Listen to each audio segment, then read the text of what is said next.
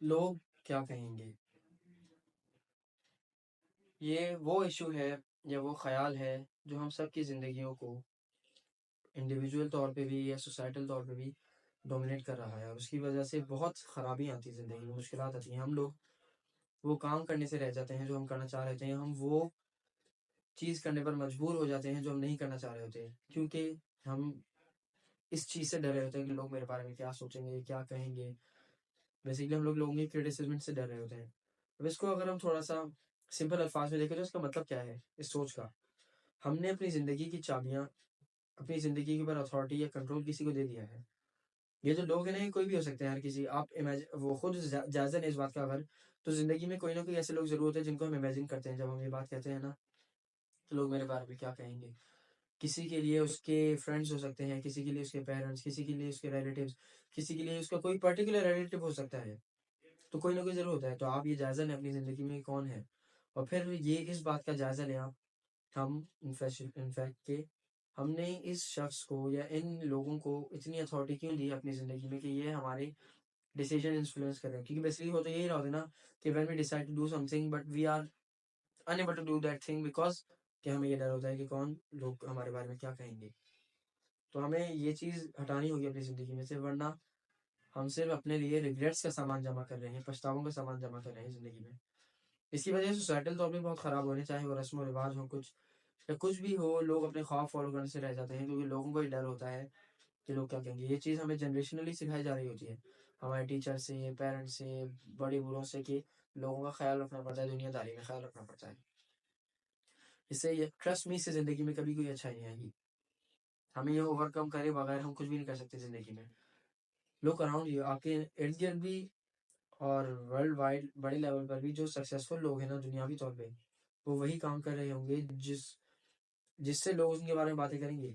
जब उन्होंने कोई स्टार्ट करा होगा तो लोग उनके बारे में बातें करेंगे, ये क्या कर रहा है, आए है। या फॉर एग्जांपल कोई यूट्यूबर ऐसे या सक्सेसफुल, जब उसने स्टार्ट करा होगा तो उसके बारे में लोगों ने ये बात करी होगी कि अबे भाई यूट्यूब में घुस गया, फालतू है, ये वो वीडियोस बनाएगा बैठ के, बना फना।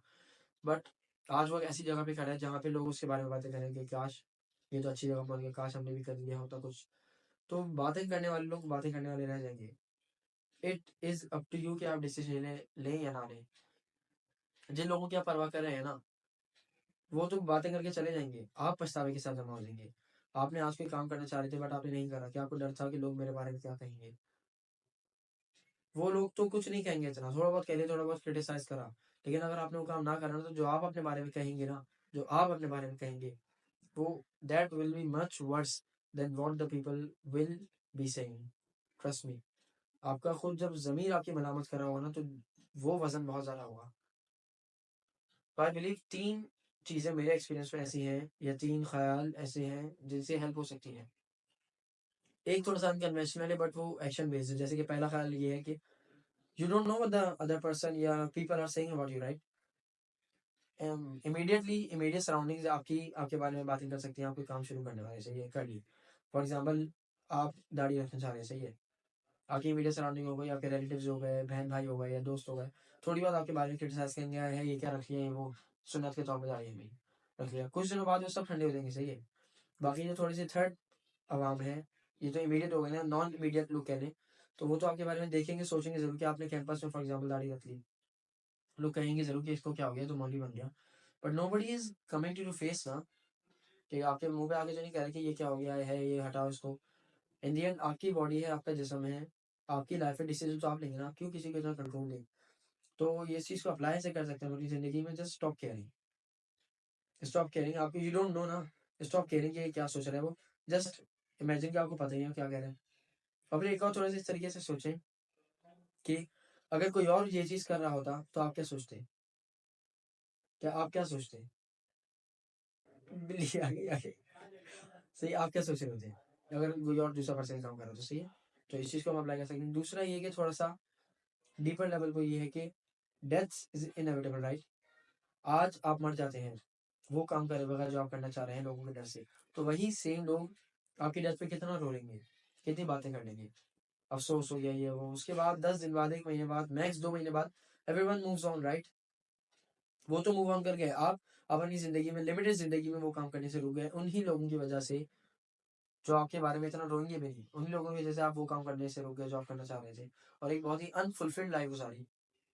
तो डेथ्स को मद्देनज़र रखते हुए हमें ये काम कर सकते हैं हम कि जो हम करना चाह रहे हैं। कि मरना तो है, सो स्टॉप केयरिंग उन लोगों के बारे में जिन्होंने आपके बारे में इतना सोचा भी नहीं है। वो तो खुद अपनी ज़िंदगी में काम करने में लगे होंगे। आप परवाह करके जी रहे हैं और आप अपनी ज़िंदगी में दब के रह रहे हैं।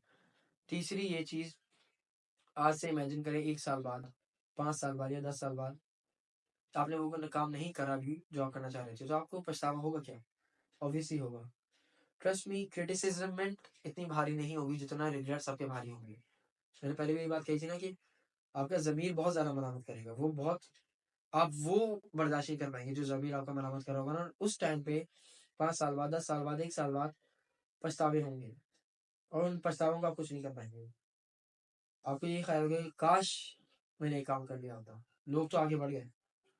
जिसके बारे में डर रहे थे उसने तो अपनी ज़िंदगी गुज़ार ली। आप रह गए काम करने से। क्या मिला लोगों की परवाह करके? कुछ ना मिला।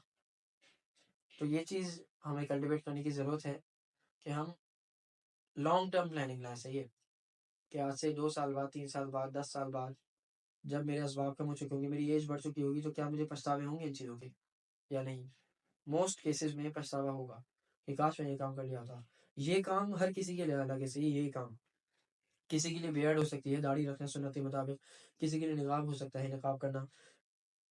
किसी के लिए मेबी कोई ऐसी करियर ऑप्शन हो सकता है जो वो नहीं करना चाह रहा, तो वो ड्रॉप आउट करे उससे।